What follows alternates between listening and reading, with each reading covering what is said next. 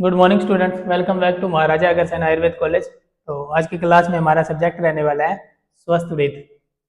और आज का हमारा कॉमन टॉपिक रहने वाला है बीएससी नर्सिंग और डिप्लोमा का रेविज।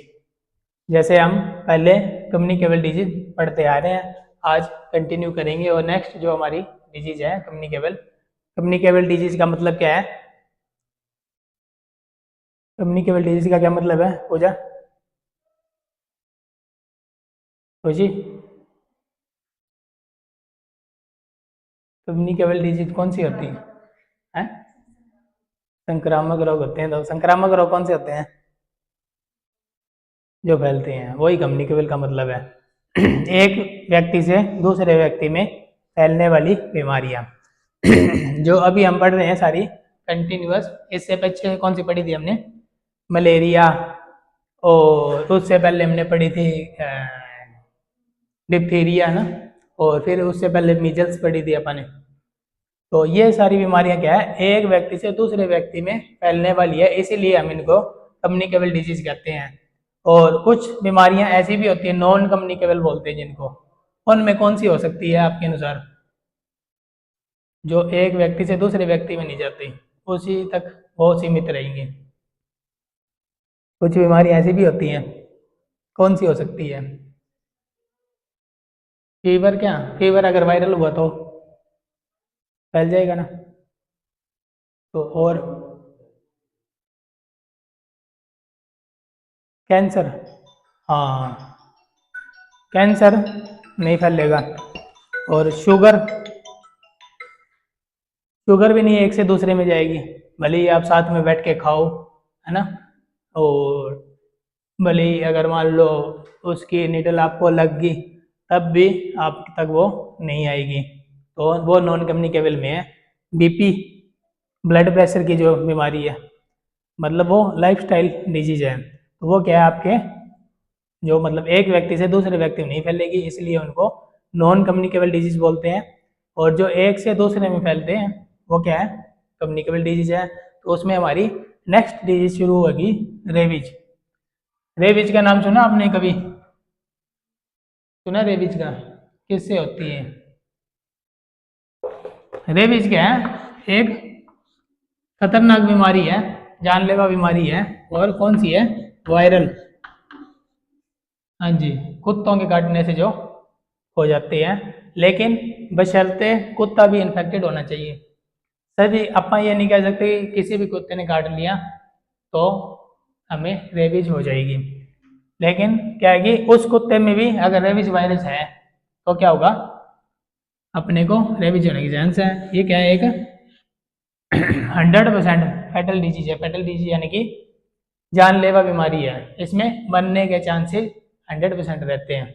ठीक है। और ये क्या है, वायरल है। और वायरस इसमें कौन सा होता है? लिसा वायरस के नाम से। लिसा वायरस, इस चीज को याद रखना आपको, ये इंपॉर्टेंट पॉइंट है। आपको कहीं भी कम्पिटिटिव एग्जाम में क्वेश्चन आ सकता है कि रेबीज जो बीमारी है वो कौन से वायरस है, उसका पॉजिटिव वायरस कौन सा है। तो लेसा वायरस। हाँ जी, कौन सी? वो पता क्या है, वो फैमिली है उसकी वायरस की। ये रेबिडो वायरस, रेबिडो वायरस ये क्या है, वो फैमिली है। लेकिन जो वायरस है ना, वो आपको लेसा वायरस याद रखना है। ठीक है। तो ये रेबीज एक क्या है, जानलेवा बीमारी है। और होती कैसी है, वायरल। ठीक है, मतलब इसमें बैक्टीरिया नहीं है। जैसे डिप्थीरिया था, वो क्या थी, बैक्टीरियल थी। तो डिप्थीरिया में जो पॉजिटिव बैक्टीरिया था खुशी, उसका नाम क्या था?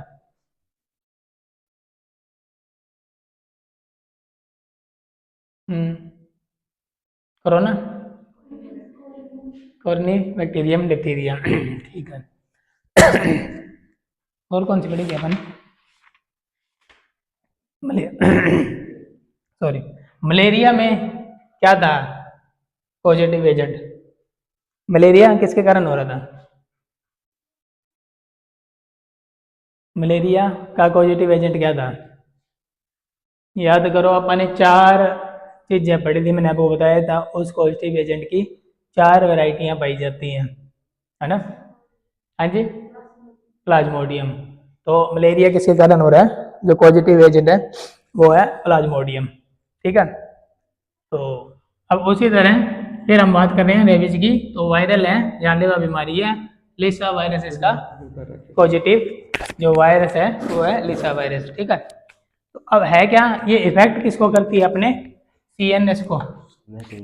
जानलेवा क्यों ये, क्योंकि CNS को अफेक्ट करती है, यानी कि सेंट्रल नर्वस सिस्टम को, अपने दिमाग को। क्योंकि इंसान में जो भी जितना भी प्रोसेस होता है अपने शरीर का, वो सारा कंट्रोल किससे होता है, सेंट्रल नर्वस सिस्टम, जिसे हिंदी में तंत्रिका तंत्र बोलते हैं। तो ये क्या है, जो सारे शरीर के तंत्र को जो चला रहा है वो क्या है, सेंट्रल नर्वस सिस्टम। इसलिए ये वायरस क्या कर रहा है, सेंट्रल नर्वस सिस्टम को अफेक्ट कर रहा है। और अगर सेंट्रल नर्वस सिस्टम हमारा अफेक्ट हो गया तो समझो पूरे बॉडी का बैलेंस बिगड़ गया, ठीक है। क्योंकि जो अपने शरीर की पूरा जो सेंटर है, जो कहते हैं दिल्ली है, जो जैसे इंडिया में दिल्ली है ना मेन, ऐसे अपने शरीर में क्या है, CNS में क्या क्या आ जाता है, ब्रेन और स्पाइनल कॉर्ड, ठीक है। तो ब्रेन से ही सब कुछ कंट्रोल हो रहा है, हर चीज हम फील कर पा रहे हैं, तो वो क्या है। और किसी भी चीज का अगर मान लो प्रोसेस स्टार्ट हो रहा है और इनहिबिट हो रहा है, तो दोनों काम किससे होते हैं, सेंट्रल नर्वस सिस्टम से होते हैं। तो ये सेंट्रल नर्वस सिस्टम को अफेक्ट करता है। और रेबीज का एक और दूसरा नाम भी हम बोल सकते हैं, हाइड्रोफोबिया बोलते हैं जिसे। रेबीज को हम हाइड्रोफोबिया भी बोलते हैं।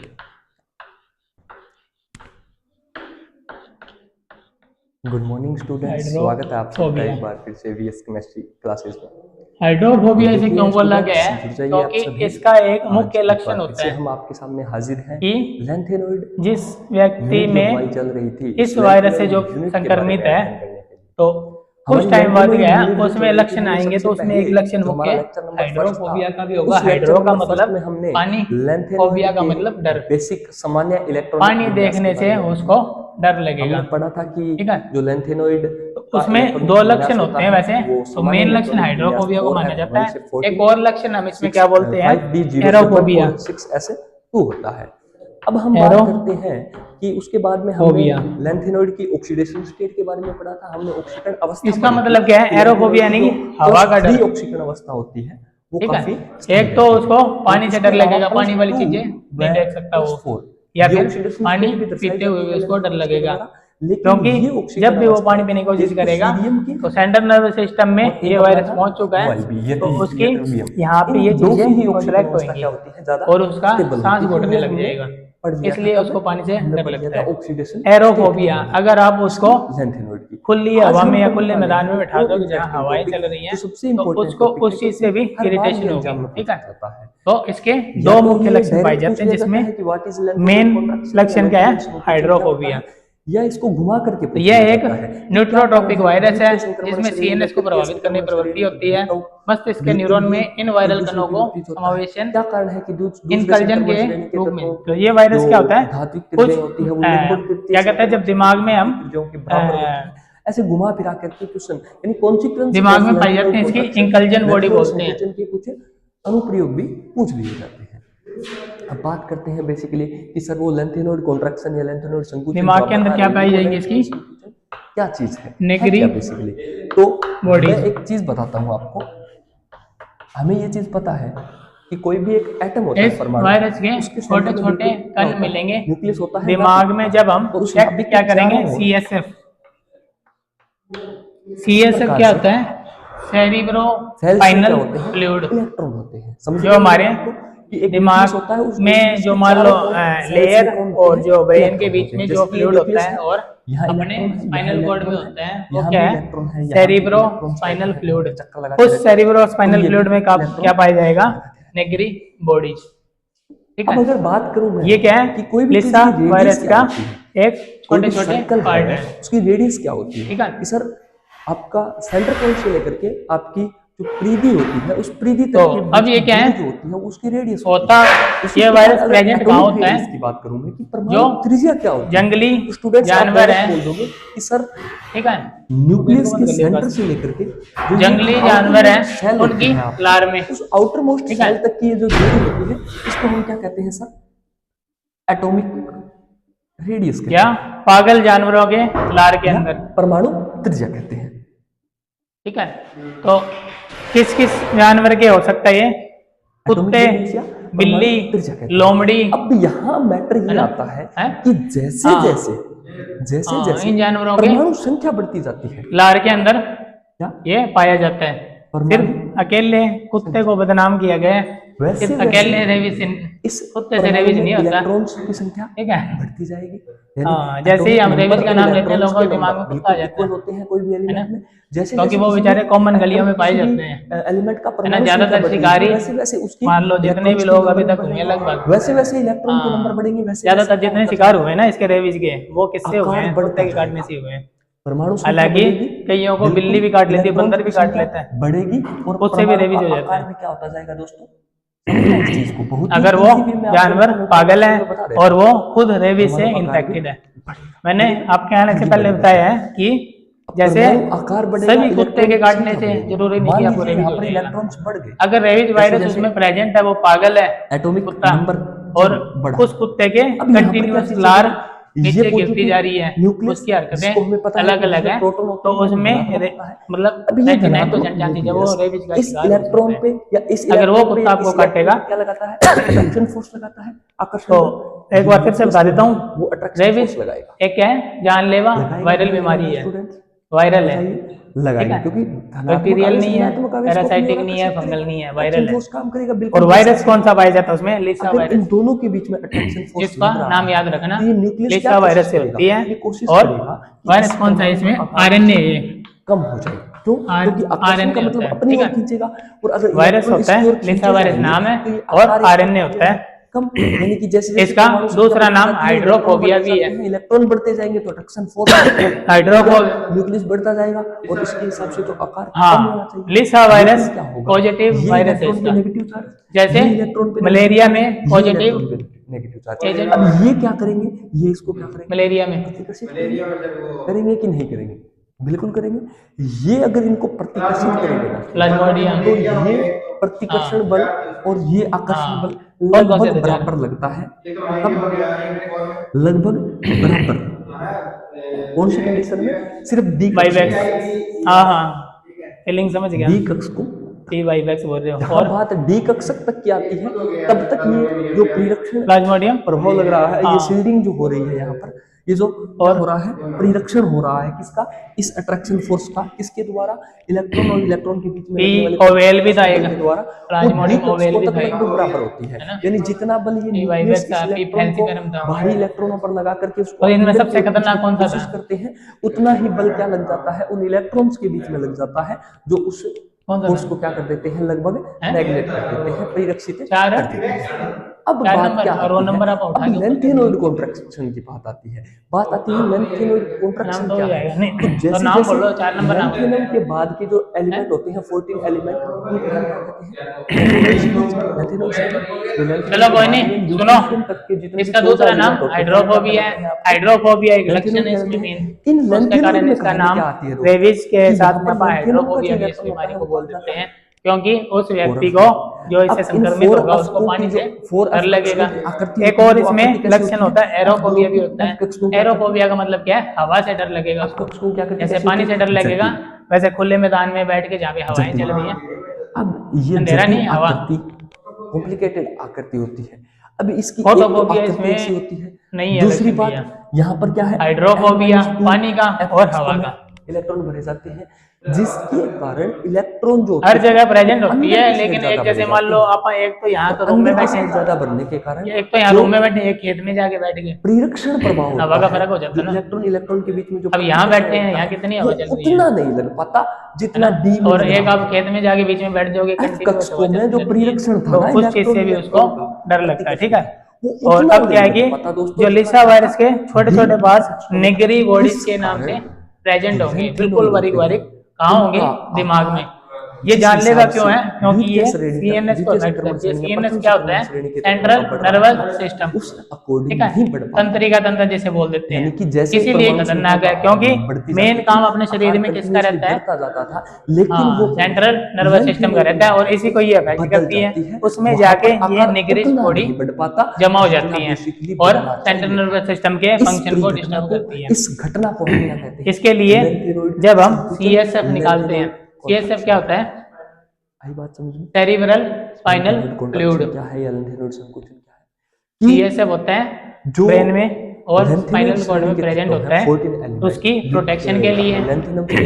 जो मेम्ब्रेन है और क्या है, अंदर ब्रेन है, उसके बीच में वो रहती है और उसको नरिशमेंट करती है। नरिशमेंट मतलब उसको आयनिक त्रिज्या का मान या एक तरह से उसकी जो पूर्ति करती रहती है, ठीक है। आकार बढ़ना चाहिए, यानी परमाणु का आकार बढ़ना, किसकी? स्पाइनल कॉर्ड की और अपने ब्रेन की, कि जो इलेक्ट्रॉन के बीच में लगने वाला फर्क, ये फ्लूइड है। जब इसको चेक करेंगे तो इसमें पाई जाएंगी ऐसी होती है जटिल आकृति की, उनमें ऐसा निगरी नहीं लग पाता जितना लगना चाहिए था।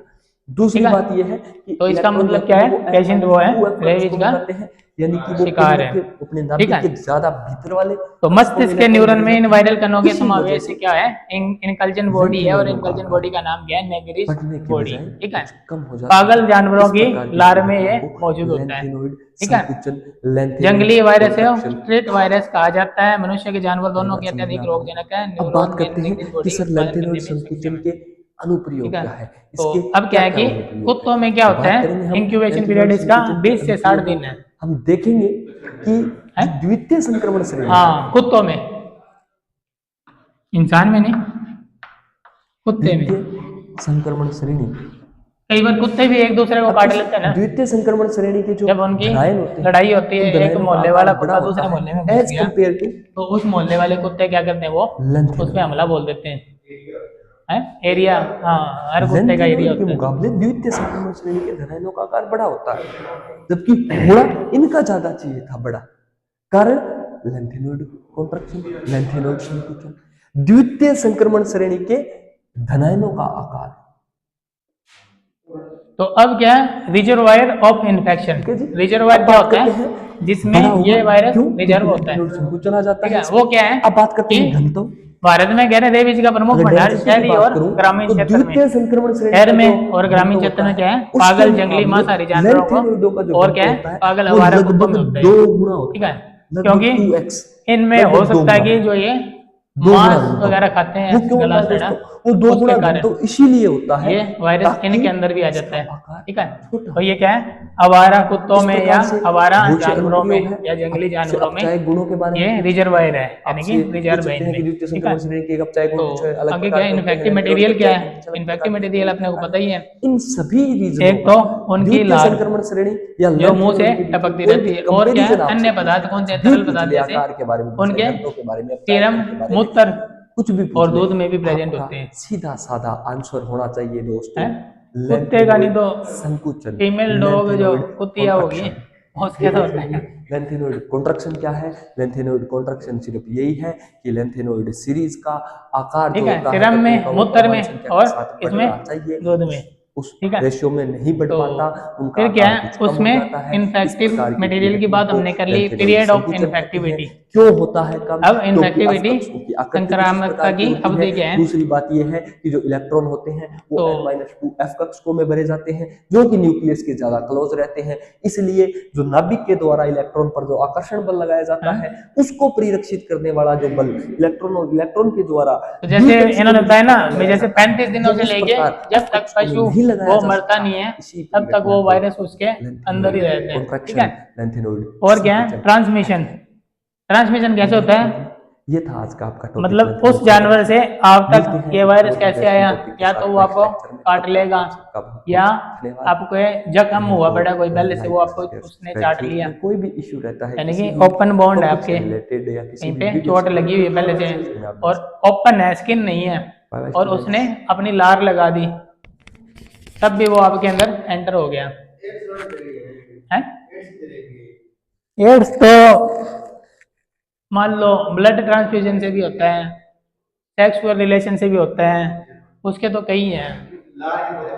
हाँ, लेकिन एक आधा पॉइंट मिलता है। चलो हाँ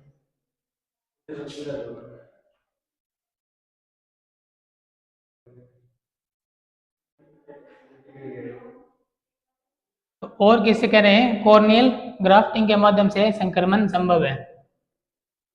कॉर्नियल ग्राफ्टिंग, कॉर्निया क्या होती है, कॉर्नियल ग्राफ्टिंग, हाँ आंखों की जो कॉर्निया होती है उसकी ग्राफ्टिंग, यानी कि जब एक से दूसरे में हम आपा शिफ्ट करते हैं, सर्जरी। जैसे मान लो किसी की कॉर्निया खराब है, दिखाई नहीं देता उसे, तो क्या है, जब पेशेंट कोई बंदा मर गया, उसने अपनी आंखें दान की हुई है, तो वो क्या है, कॉर्निया ट्रांसप्लांट होता है, तो उसकी डेथ के 4-5 घंटे के भीतर वो जीवित रहते हैं। तो वो जो जहाँ पे आपने दान किए वो संस्था वाले आते हैं, बॉडी को लेके ऑपरेशन थिएटर में उसकी कॉर्निया निकाल के दूसरे में ट्रांसप्लांट कर देते हैं। हैं तो रिश्तेदार ना आने तो कॉर्निया निकलवा लो, रिश्तेदार ने बंदा देखना, कॉर्निया थोड़ी चेक करनी है। जब उसने, कई बंदे तो अपना शरीर ही दान करके चले जाते हैं, है ना। हमारे एक एनाटॉमी के टीचर थे, उन्होंने अपनी बॉडी दान की हुई थी हमारे कॉलेज में। कॉलेज में हमारे एनाटॉमी के जो प्रोफेसर थे, लेक्चरर थे, उन्होंने अपनी बॉडी दान की हुई थी हमारे कॉलेज के लिए, कि जब भी मेरी डेथ होगी यहाँ बच्चे, हाँ अभी तक तो जिंदा ही है बुजुर्ग, ये जल्दी हो जाएगी। हाँ हाँ, इसका एक मतलब जो भी कानूनी, हाँ क्या दान किया है, अच्छा बॉडी दान की हुई है, अच्छा कहाँ पे, किसमें, अच्छा ठीक है। तो अब ये क्या कह रहे हैं, लार दबार कहते हैं मनुष्य से मनुष्य में ये ट्रांसफर नहीं हो सकता। अगर मान लो आपको ये रेबीज हो गया, आपने हिमांशु को काट लिया, तो उसमें ट्रांसफर होने के चांसेस नहीं है नहीं है। तो अब क्या है, इसकी इंक्यूबेशन पीरियड अब क्या है अपने में, कुत्ते में इंक्यूबेशन पीरियड क्या था, 20 से 60 दिन। अगर जैसे कुत्ते को कुत्ते ने काट लिया, रेबीज वाले ने नॉर्मल को काट लिया, तो 20 से 60 दिन के भीतर उसमें लक्षण दिखाई देंगे। है तो इसीलिए लगाते हैं ना भी उसको इन्फेक्ट रेबीज ना हो। है कोई बात, कोई इलाज नहीं है, जब इसके प्रॉपर लक्षण दिखने लग गए ना, उस टाइम कोई इलाज नहीं है। लेकिन प्रोफाइलैक्सिस जो जो अपने इंजेक्शन है वो ले सकते हैं अपना, ठीक है। तो कुत्ते में इंक्यूबेशन पीरियड क्या है इसका, 20 से 60 दिन, और इंसान में क्या है, जैसे 1 महीने से लेके 7 साल तक, हाँ 1 मंथ से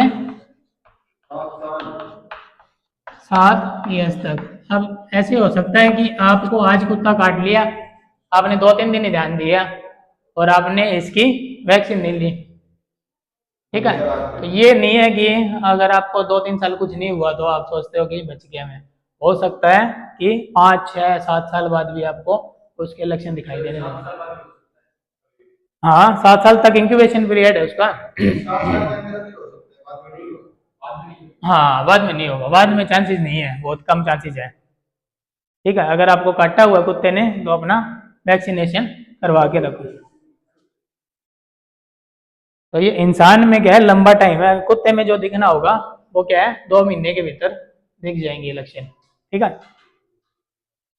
और ज्यादातर ऐसे भी होता है, जो रेबीज वाला बीमारी वाला कुत्ता जैसे आपको काट लिया, तो वो भी क्या है 2-3 दिन के अंदर मर जाते हैं,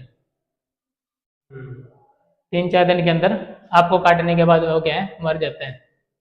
और इसलिए कहते हैं उस कुत्ते का ध्यान रखो, 2-3 दिन नजरों में रखो, अगर वो गया तो समझो आप भी जाने वाले थोड़े टाइम में। तो आप अपना इलाज करवा लो, मतलब वैक्सीनेशन पक्का ले लो, कहीं वेट ना करो, हो सकता है कि 6-7 साल बाद आप में वो लक्षण दिखाई दे, तब तक कुछ ना हो सके, इसलिए। और एक और क्या करना है कि जैसे ही आपको कुत्ते ने काट लिया, ठीक है, तो तो ये नहीं कि उसके ऊपर पट्टी वगैरह कर दी, उस गोंड को ढकना नहीं है, खुला रखना है। सबसे पहले क्या करना है, 10 मिनट तक चलते पानी में उस जो आपको जख्म हुआ है, घाव हुआ है, उसको धोना है पूरी एक साबुन, जब तक वो खत्म ना हो जाए है। जब तक आपको, सबसे पहला इसमें फर्स्ट एड यही है रेबीज का। आपको कुत्ते ने काट लिया, आपने क्या करना है, चलते पानी में, हाँ उसको, मतलब नहर वाला नहीं, तो टेप वाटर मान लो, ठीक है, वैसे चलता हुआ नहीं, ऐसे चलता हुआ, ऐसे नहीं करना, फिर क्या वो वॉश आउट नहीं होगा ना, वॉश आउट नहीं होता। तो उसमें क्या, आपको एक पूरी नई साबुन लेनी है, उसको धोते रहना, तब तक धोना जब तक वो साबुन खत्म नहीं होगी। इस चीज का खास ख्याल रखना होता है, ठीक है। तो और किस पे निर्भर करता है, काटने के स्थान, काटने की गंभीरता, काटने वाले जानवरों की प्रजाति भी देखी जाती है कि कितना होता है, जमा लार की मात्रा देखी जाती है। फिर क्या है, तो ये तो बात हुई अपने रेबीज की। अब इसमें सामान्य लक्षण क्या क्या होते हैं, इसमें क्या हो सकता है, सिर दर्द, बेचैनी, और क्या है, गले में खराश हो सकती है, बुखार भी हो सकती है। हाइड्रोफोबिया तो मेन सिम्टम हो गया, उसके साथ साथ गले में खराश, सिर दर्द, बेचैनी, और क्या है, खुजली, और जहाँ पे आपको काटा है वहाँ पे झुनझुनी, झंझनाहट, ठीक है। तो और क्या है, सुन्नापन होना, है,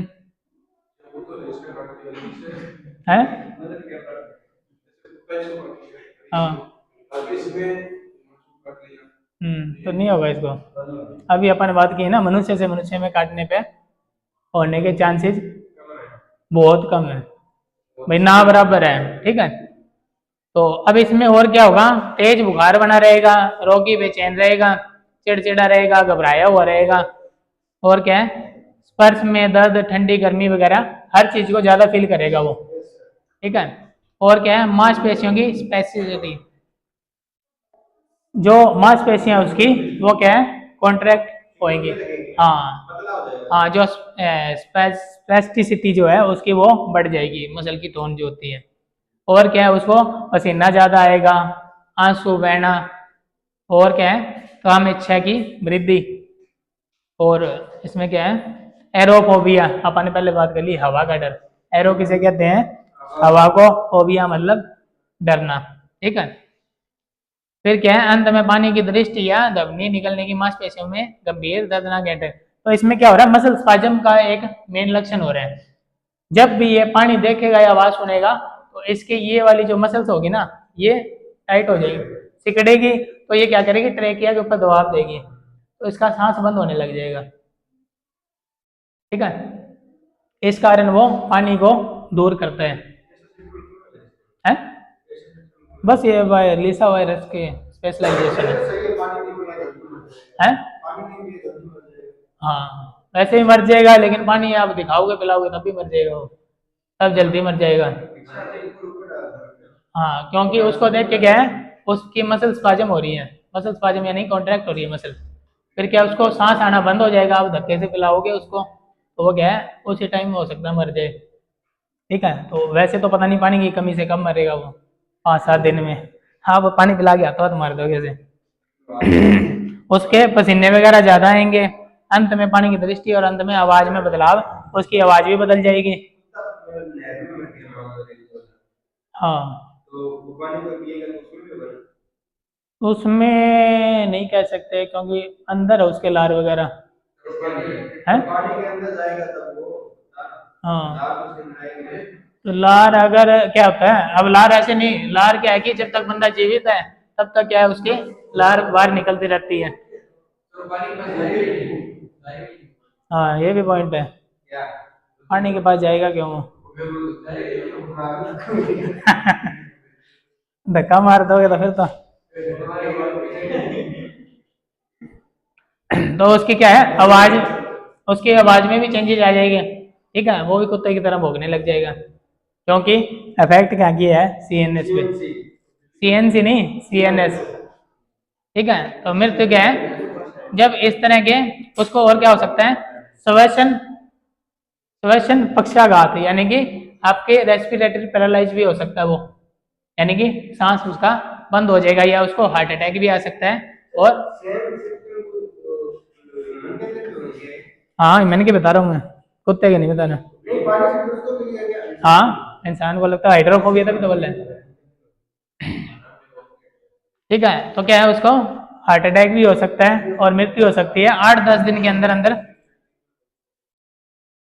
8-10 दिन के अंदर बंदा जब ऐसी हरकतें करने लग जाएगा तो वो क्या है 8-10 दिन के अंदर अंदर मर जाएगा है। हाँ तो फिर क्या है, उसमें फिर अपन डायग्नोज कैसे करेंगे, टेस्ट क्या क्या करेंगे। टेस्ट उसमें बायोप्सी होती है। बायोप्सी का मतलब क्या होता है, हाँ ह्यूमन पार्ट को थोड़ा सा निकाल के उसका लैब टेस्ट करना बायोप्सी होती है। बायोप्सी में क्या है, गर्दन की हेयरलाइन चेक कर सकते हैं, और गर्दन से थोड़ा सा हेयरलाइन निकाल के चेक करते हैं, और क्या है, हाँ हेयरलाइन नहीं पता क्या, ये जैसे बाल वगैरह जैसे ये वाले, हाँ हाँ ये निकाल के एंटीबॉडी टेस्ट करेंगे उसमें, और क्या करेंगे, मस्तिष्क की बायोप्सी, ब्रेन वाली थोड़ी सी बायोप्सी करेंगे, और क्या है, नेगरी बॉडीज, अगर ये निकाल लेंगे CSF, इसमें अगर ये है नेगरी बॉडीज प्रेजेंट है तो क्या कि वो रेबीज का कंफर्म केस है। फिर कंट्रोल कैसे करेंगे, कंट्रोल एंड मेजर्स कह रहे हैं कि घाव को क्या करेंगे, बेथ एनल के नीचे, जो मैंने आपको पहले बता दिया, बेथ एनल के नीचे डिटर्जेंट साबुन से 10 मिनट तक धीरे धीरे धोना है।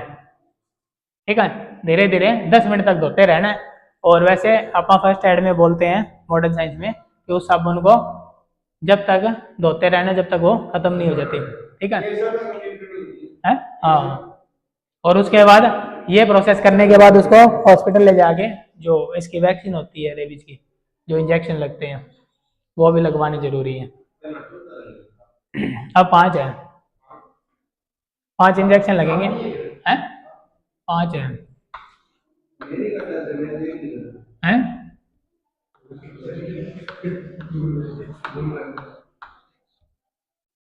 1 2 3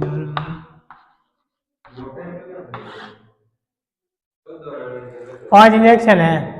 0 डोज होगी एक, तो जब आपको काटा है जिस दिन 1 डोज, फिर तीसरे दिन, फिर 7वें दिन, फिर 14वें दिन, फिर 21वें दिन IM लगेगा। इसका रूट क्या रहेगा, इंट्रामस्कुलर। वो चक्कर नहीं है, कोई कहते हैं पेट में लगेंगे और लगेंगे, वो सिस्टम नहीं है अब है। IM है, इंट्रामस्कुलर लगेंगे। ठीक है, तो अब ये कह रहे हैं कि 10 मिनट तक धोना है। 70% अल्कोहल, उसके लिए आप यूज कर सकते हैं पोविडिन आयोडीन। हाँ अल्कोहल, पोविडिन विटाडिन का नाम सुना होगा है ना, और क्या है, सेवलोन, सेवलोन, डिटोल, इन सब से अपने को उसको साफ करना है। तो अब क्या है, जो घाव हुआ है उसमें क्या है 2-3 दिन तक, जो घाव है उसमें 2-3 दिन तक टांके वगैरह नहीं लगाने, खुला रखना है उसको। ठीक है, और क्या है, ड्रेसिंग या बैंडेजिंग नहीं करनी, ना तो उस पर ड्रेसिंग करनी है, पट्टियां वगैरह करनी है, ना कोई बैंडेज वगैरह लगानी है। ठीक है, एक क्या करेंगे, सबसे पहले आप उसको टेटनस भी दे देंगे एक। ठीक है, और क्या है, काटे गए पशु को पर 10 दिन तक नजर रखी जानी चाहिए। जिसने काटा आपको उस पर 10 दिन तक नजर रखो। वो गया, अगर वो 10 दिन तक भी जिंदा है तो समझो वो रेबीज का शिकार नहीं था, फिर आप थोड़ा सा निश्चिंत हो सकते हो। लेकिन फिर भी आपको वैक्सीन जरूर करवानी है। ये नहीं कि अगर वो नहीं मरा तो वैक्सीन नहीं करवाई, हो सकता है वो 10 दिन बाद नहीं मरा, आपने देखना छोड़ दिया, क्या तो 12वें दिन मर गया वो है। तो अब ये कहने, किसी पशु पर अगर आपको रेबीज के लक्षण दिखाई दे तो उस पशु को मार देना चाहिए। पशु को मार देना चाहिए। हाँ। और रेबीज के विरुद्ध अपने को टीकाकरण करवाना है। तो वो मैंने आपको जो डोज बताई है ना, ये वाली, ये पोस्ट एक्सपोजर है। पोस्ट एक्सपोजर मतलब जब आपको किसी रेबीज वाले जानवर ने काट लिया, जब आप एक्सपोज हो गए, तब आपको 0, 3, 7, 14, 21,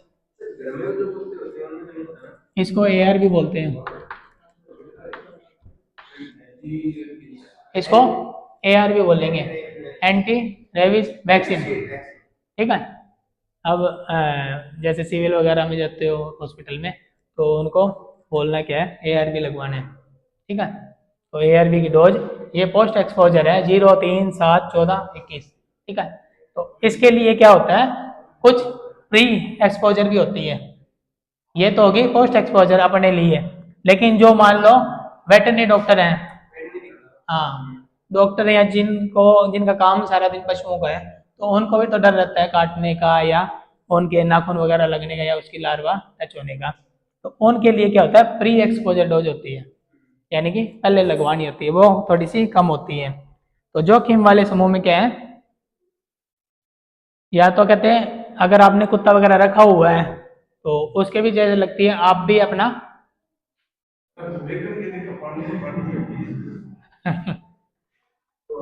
आपको प्रोफाइलैक्सिस वैक्सीन करवा के रखनी चाहिए।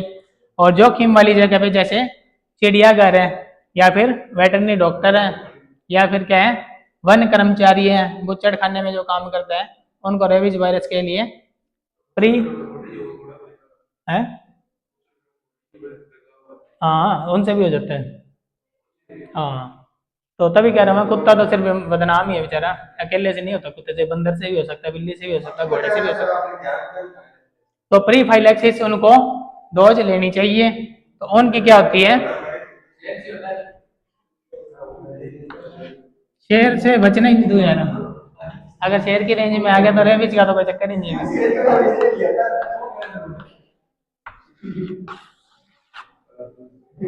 ये प्री फाइलैक्सिस की डोज है 0, 7, 28, यानी कि जिस दिन, मतलब एक जैसे आज ले ली, फिर 7वें दिन, फिर 28वें दिन, ये प्री फाइलैक्सिस की है।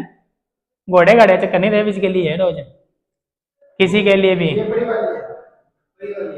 ये प्री है, यानी कि आप एक्सपोज नहीं हुए अभी, आपको किसी ने काटा नहीं है। हाँ ठीक है, वो अभी अपन नेक्स्ट लेक्चर में इम्यूनिटी पढ़ेंगे तो बताएंगे। तो 0, 7, 28, और ये क्या है, पोस्ट एक्सपोजर है ये भी IM है, ये भी IM है, ये भी एंटी रेबीज है, और ये भी एंटी रेबीज है। तो 3 खुराक देनी है उसको, उसके बाद एक वर्ष के बाद बूस्टर डोज देनी है, और हर 3 साल में बूस्टर डोज दी जाती है। ठीक है, हर 3 साल में बूस्टर डोज दी जाती है। तो ये अपना रेबीज आज की क्लास में कंप्लीट हुआ, आगे कंटिन्यू करेंगे नेक्स्ट क्लास में। Thank you.